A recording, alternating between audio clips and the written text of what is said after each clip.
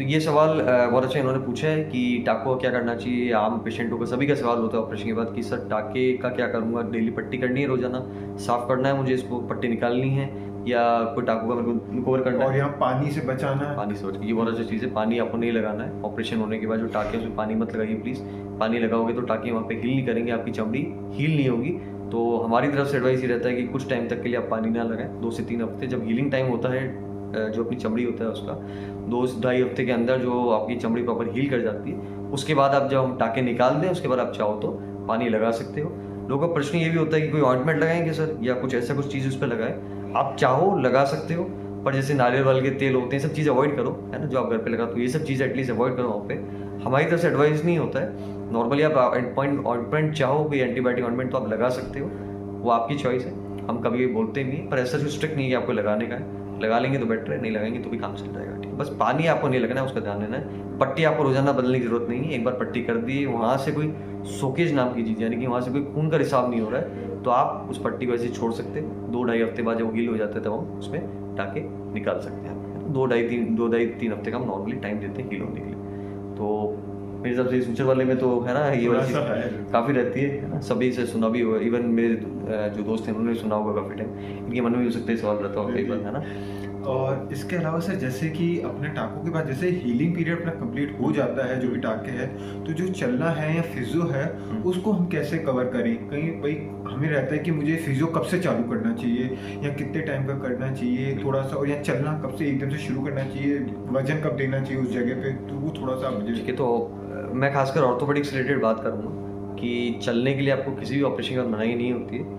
हाँ, अगर मान लीजिए कोई चोट वोट लगी, हड्डी टूटी थी, तो हम उसमें इनिशियली थोड़ा सा डिले कर देते हैं। चलने को लेकर, वॉकिंग को लेकर, वजन डालने को लेकर इनिशियली हम थोड़ा डिले करते हैं, पर चलना तो अल्टीमेटली हमारा बेसिक एम ही होता है कि पेशेंट को हम चला दें, फिर जल्द से जल्द ऑपरेशन करके, किसी भी ऑपरेशन में, कोई जोड़ बदलने वाला हो, रीढ़ की हड्डी का हो, चलना आप कोई मना नहीं करता, आप चल सकते हो जितना आप चलना चाहो। तो ये चीज़ तो मेरे हिसाब से मैं पहले भी कई बार क्लियर कर चुका हूँ कि चलने के लिए कोई मनाही नहीं होती है, चढ़ने के लिए, सीढ़ी वगैरह चढ़ने के लिए मनाही होती है। दूसरी चीज़ पे आती है फिजियो। फिजियो में मैं बात करना चाहूँगा कि फिजियो आपको चालू करनी है। कितना हो सकता है हम थोड़ा धीरे धीरे आपका घुटना मुड़वाएं, थोड़ा धीरे आपको वजन देना चालू करवाएं, लेकिन ये चालू तो हम जरूर करवाएंगे। तो आपको इस बात का ध्यान रखना है कि आपने जिस भी सर्जन से कराया वो जिस हिसाब से बोल रहे हैं, इतना घुटना मोड़ना है, इतना घुटना मोड़ना बढ़ाना है, इतना वजन देना है, अब वॉकर से चलना है, उसका आप प्रॉपर ध्यान रखें। और प्रॉपर फिजियो मतलब प्रॉपर कसरत आप सीखें और घर पे करें रेगुलर, ये बहुत ज़रूरी है, क्योंकि आपकी मांसपेशी ऑपरेशन के बाद थोड़ी सी कमज़ोर हो जाती है। तो अगर हमको ताकत लानी है मांसपेशियों में, तो आपको इसमें कसरत करना बहुत ज़रूरी है, ठीक है। ये एक मेरे साथ खुद के साथ हो चुका है। सर ने जैसे बताया कि जैसे जो हमारा रिकवरी का है, सर ने बताया थोड़ा सा कि टाइमिंग है धीरे धीरे, तो उसमें थोड़ा सा हमें पेशेंस रखना है, धैर्य रखना है, क्योंकि वो टाइम अगर हम कर देते हैं कई बार उसमें वही सबसे ज़्यादा प्रॉब्लम आती है कई पेशेंट को। जैसे सर भी अगर कुछ इस बारे में डिस्कस करना चाहें कि हम उस टाइम में पेशेंट नहीं रख पाते जो हमारा। तो कोई भी पेशेंट आता है तो उसका बेसिक ये रहता है कि सर मान लीजिए कोई कंधे में कोई टीयर हुआ है मांसपेशी का, तो बोले सर ये कितना टाइम लेगा रिकवर होने में, क्या मैं प्रॉपर रिकवर कर पाऊंगा, क्या मैं प्रॉपर हाथ उठा पाऊंगा, अपना नॉर्मल काम कर पाऊंगा। हमारा बेसिक बोलना यही रहता है कि देखिए 1.5 से 2 महीने आपको दिक्कत हो सकती है ऑपरेशन के बावजूद भी, हालांकि 2-2.5 हफ्ते में आप सभी आपकी काम कर पाते हो। तो रिकवरी का तो हमेशा हमारा सेम फॉर्मेट ही रहता है कि तो प्रॉपर मान ली हड्डी भी टूटी है तो प्रॉपर हड्डी को जुड़ने में तो 6 महीने लग जाते हैं। उतने टाइम तक हम वेट नहीं करते। स्टार्टिंग में जो 2-2.5 हफ्ते होते हैं उसी में हम थोड़ा आपको रेस्ट करवाते हैं या थोड़ा कम चलवाते हैं, और उसके बाद फिर हम आपको सभी काम करने के लिए बोल देते हैं। झटका लगाना जैसे मैंने बोला है ना, दोबारा से चोट लगना, ये सब के लिए हम मना करते हैं। बाकी आप ग्रेजुअली काम कर पाते हो अपना। तो रिकवरी टाइम हालांकि अलग अलग सर्जरी का अलग अलग हो सकता है, किसी में बहुत जल्दी भी हो सकता है। आजकल तो रीढ़ की हड्डी और घुटने में अगले दिन ही अपन चला देते हैं, अगले दिन ही सारे काम करा देते हैं, पर धीरे धीरे चीज़ें प्रोग्रेस करती है तो अच्छा रहता है। तो रिकवरी टाइम जो मैंने बताया किसी भी ऑपरेशन में हो तो मैक्सिमम टू मैक्सिमम 6 महीने में इंसान 6-7 महीने में फुली रिकवर कर जाता है, और इनिशियली 2-2.5 हफ्ते में वो अपने जरूरी काम करने लायक हो जाता है। तो इस बारे में आपको टेंशन लेने की आवश्यकता नहीं कि ऑपरेशन कराऊंगा तो रिकवरी टाइम लंबा हो जाएगा या मैं ये सब नहीं कर पाऊंगा। हाँ, हो सकता है कि आप जिस तरह का जॉब कर रहे हैं उसमें आपको थोड़ा सा टाइम लगे पहुंचने में वापस, पर इनिशियली आप फाइनली पहुंच जाओगे, इसमें आपको डरने की जरूरत नहीं है। दूसरा सर, जैसे कि नॉर्मली अपन कोई ऐसी प्रॉब्लम होती है तो सब डाइट प्रिकॉशन, लेकिन ऑर्थो में क्या कोई डाइट प्रिकॉशन कुछ ऐसा लेना चाहिए?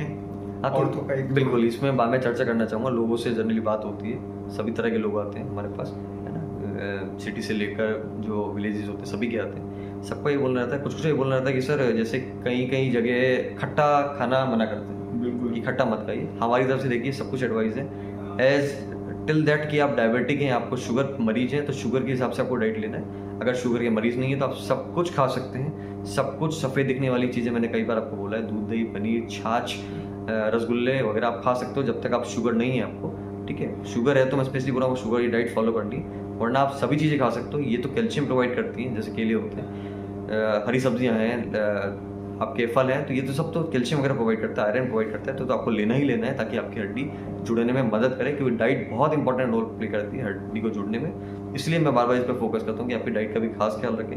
गोलियाँ हम देंगे, लेकिन गोलियाँ ही सब चीज़ें कर देंगी ऐसा ज़रूरी नहीं है, तो आपको डाइट का खास ख्याल रखना है इस चीज़ में कि आप सभी चीज़ें लें। हमारी तरफ से सब खुल रहा है। खट्टा तो इवन एडवाइस किया जाता है कि विटामिन सी की ज़रूरत होती है बॉडी को हील करने के लिए हड्डियों को। ये मैं थोड़ा मिथ इसको क्लियर करना चाहूँगा कि कुछ हो सकता है अलग अलग स्पेशलिटी या कुछ जो दूसरी जो ब्रांचेज होती है मेडिसिन की वो मना करते हैं। हमारी तरफ से एडवाइस है, क्योंकि विटामिन सी की ज़रूरत होती है हड्डी को हील करने के लिए, उसकी बहुत रिक्वायरमेंट होती है, तो हम विटामिन सी तो स्पेशली लिखते हैं। तो आपको हमारी तरफ से डरने की आवश्यकता नहीं है। विटामिन सी, डी आप सब कुछ ले सकते हैं, B12 कोई दिक्कत वाली बात नहीं, हड्डी को जुड़ने में मदद होती है।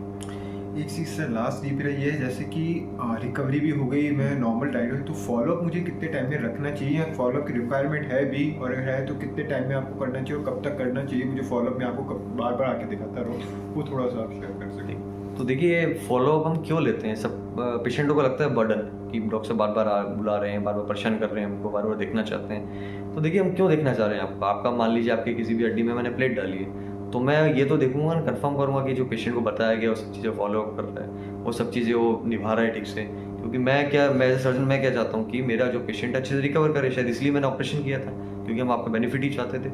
इसलिए मान लीजिए हम बोल रहे हैं फॉलोअप के लिए कि आप अब आ जाइए, अब आ जाइए, तो आप प्लीज़ उसको स्किप मत कीजिए, क्योंकि आपके सर्जन को आप दिखाएंगे क्या चल रहा है, तो हो सकता है बीच में कोई गलती हो गई, मान लीजिए इन्फेक्शन पड़ गया उस चीज़ में, तो हमें इनिशियल स्टेज पे उस चीज़ का पता लग जाएगा। मान लीजिए हड्डी नहीं जुड़ रही है, इनिशियल स्टेज पे हमें चीज़ का पता लग जाएगा। क्योंकि लोग कभी भी क्या होता है ना कि इसमें सुमित पेशेंट दिखा के चल जाते हैं और 1.5-2 साल तक नहीं आते, सडनली 2 साल बाद आते हैं, बोलते सर इन्फेक्शन हो रहा है, फिर ये हो रहा है, ये टूट गया है, इम्प्लांट टूट गया। तो आप इनिशियली नहीं दिखाएंगे, हमें पता ही नहीं लगेगा, तो उस चीज़ को हम फॉलोअप कैसे लेंगे? तो फॉलोअप का अल्टीमेट मतलब ये है कि आपके जो सर्जन है उनको बार बार आप दिखाएं जाके, ताकि उनको पता चले कि क्या चल रहा है आपके जो ऑपरेशन किया गया है। हमारी तरफ से एडवाइस ये रहता है, हर किसी सर्जन का वेरी कर सकते हैं हम, नॉर्मली 2-3-2 हफ्तों में देख लेते हैं पहली बार टाकों के लिए, उसके बाद महीने भर बाद हम देखते हैं एक्सरे के साथ कि उसमें कुछ हड्डी की हलचल बनने की हुई है या नहीं हुई है, प्रोग्रेशन चल रहा है नहीं चल रहा है। इस तरह का हमारा प्रोटोकॉल रहता है। सर्जन टू सर्जन वेरी कर सकता है, हर सर्जन के पास अलग प्रोटोकॉल होता है, उसको उनको बात कीजिए, उनसे उनका फॉलो कीजिए। हमारी तरफ से एडवाइस है, हमारा नॉर्मल प्रोटोकॉल ये होता है, तो ये मैं आपको बताना चाहता हूँ, बाकी हर सर्जन का डिफरेंट हो सकता है। मैं शोरूम सर का धन्यवाद करना चाहूँगा ऑर्थो मिस्ट्री के दर्शकों की तरफ से, मेरी तरफ से भी, कि ऐसी कई क्वेरीज है जो उन्होंने सॉल्व की। बस एक सर की जैसे पूरा अपना डिस्कशन हुआ, इस पर ये है कि हमें थोड़ा सा संयम रखना है, धैर्य रखना है, जो हमारा जब तक टोटल 100% रिकवरी नहीं आती और फॉलोअप को ध्यान रखना है। बिल्कुल, तो मैं शोरूम सर का धन्यवाद करूँगा।